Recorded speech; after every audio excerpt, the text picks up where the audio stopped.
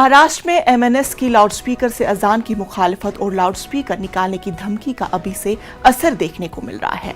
अमरावती जिले के अछलपुर में झंडा लगाने को लेकर हालात कशीदा हो गए।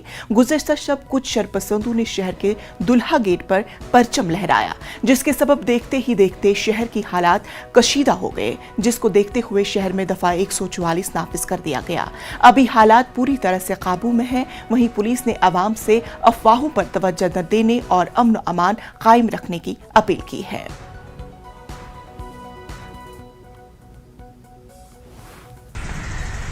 ऐसा नहीं है, कोई अगर बाला साहब की कॉपी करना चाहता है तो तुम क्या कर सकते हो।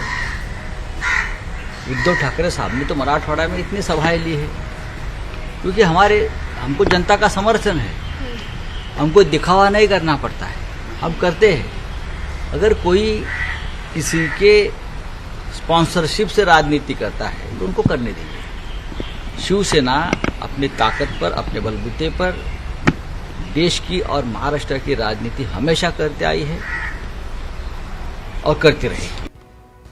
हमारे साथ हमारे नुमाइंदे कमर काजी हमारे साथ जुड़ चुके हैं। कमर काजी, जानना चाहेंगे वहां की सूरत हाल। जी इंशा, मैं आपको बताता चलूं कि जैसे कि आपको बताया कि कल रात में जो है तकरीबन 8 बजे के करीब जो अमरावती जिले का अचलपुर शहर है, जो एक तारीखी शहर माना जाता है, वहां पर दूल्हा गेट है जो एक तारीखी गेट माना जाता है शहर के अंदर। तो वहां पर कुछ शरपसंदों ने जो है परचम लहराया, जिसको लेकर हालात कशीदा हो गए थे और बड़ी भीड़ जो है इकट्ठा हो गई थी।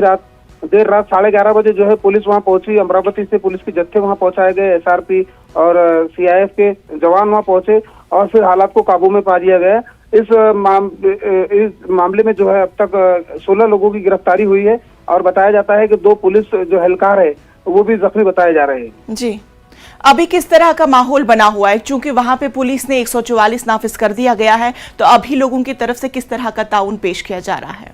जी अभी भी शहर में कर्फ्यू लगा हुआ है और पूरे जगह जगह चाक चौबंद पुलिस का बंदोबस्त है और हर चप्पे चप्पे पे पुलिस की तैनाती है और पुलिस कुछ जरूरी काम घर से निकलने वालों को से ही जाने की इजाजत दे रही है, वरना पुलिस ने जगह जगह पुलिस की तैनाती की गई है और पुलिस हर आने जाने वाले से पूछ रही है कि आखिर वो किस जरूरी काम के लिए घर से बाहर निकले। बस बिल्कुल कमर काजी, इस अहम खबर पर हमारी नजर बनी रहेगी। हमसे बात करने के लिए बेहद शुक्रिया।